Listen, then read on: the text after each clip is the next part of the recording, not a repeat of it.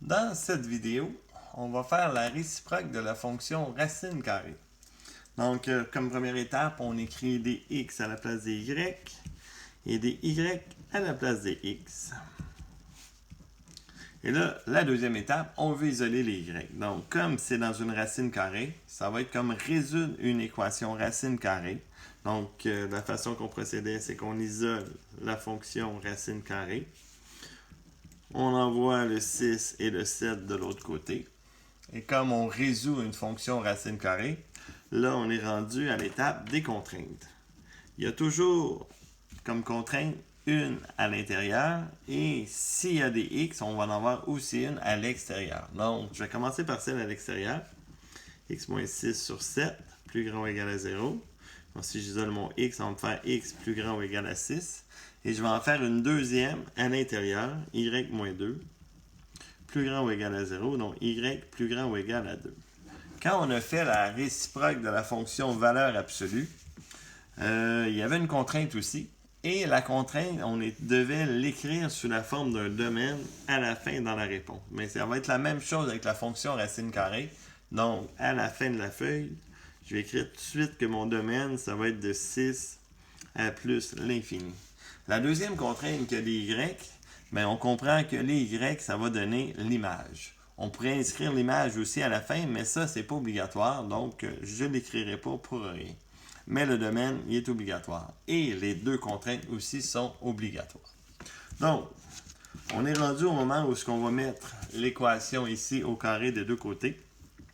Et cette partie-là, j'aimerais ça que tu arrêtes la vidéo pour que tu le fasses. Donc, je vais écrire ici méthode élève.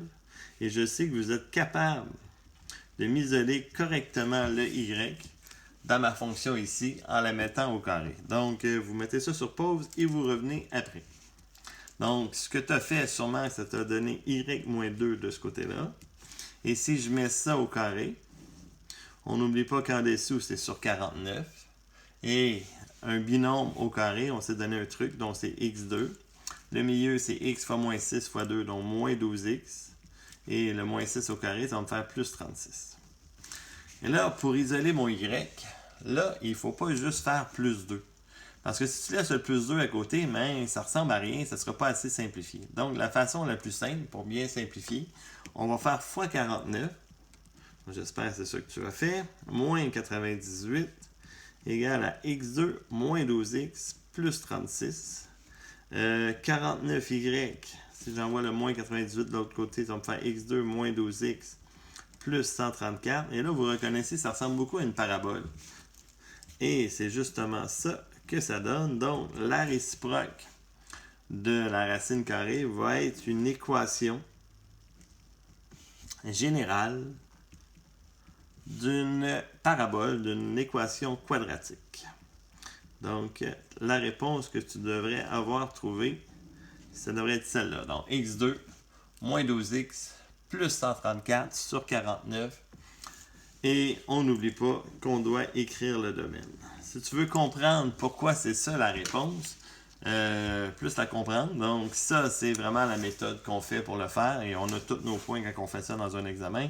Mais j'aime ça expliquer un petit peu. Donc, il y a une autre vidéo qui explique le pourquoi que la réciproque de la fonction racine carrée donne une équation quadratique, puis en plus qu'il y a un domaine. Donc tu pourras la regarder si tu veux savoir pourquoi. Pour finir cette vidéo-là, ce que je veux faire, c'est au lieu de faire la méthode de mettre au carré comme vous avez sûrement fait, je vais faire une deuxième méthode que je vais appeler la méthode prof.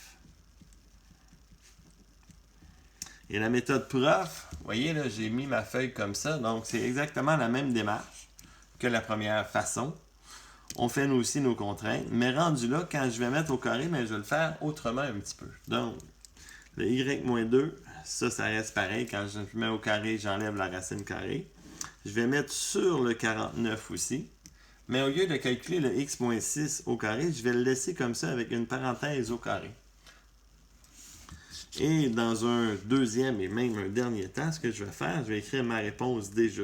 Donc, je vais pouvoir envoyer le moins 2 de l'autre côté. Mais avant, vous voyez, là, le diviser par 49, il faudrait comprendre que diviser par 49, c'est la même chose qu'un fois 1 sur 49. Donc, je vais rouvrir une parenthèse ici. X moins 6 au carré. Donc, cette chose-là, au lieu de l'écrire comme ça, je l'écris comme étant 1 49e fois x moins 6 au carré. Et là, il y en a qui ont déjà allumé en faisant le plus 2 ici. Vous reconnaissez, j'espère, la forme canonique d'une parabole. Donc, au lieu de la trouver sous forme générale cette fois-ci, je l'ai trouvée sous forme canonique. Les deux réponses, comme je vous dis, là, sont bonnes. Donc, si tu préfères la première méthode, tu fais la première méthode. Et si tu décides de faire la deuxième méthode, ben, tu fais celle-là. Et dans les deux cas, il ne faut pas oublier qu'on doit écrire le domaine de 6 à plus l'infini. Sinon, tu vas perdre des points. Fait que j'espère que tu as bien compris les deux méthodes et tu choisiras celle que tu préfères pour le faire.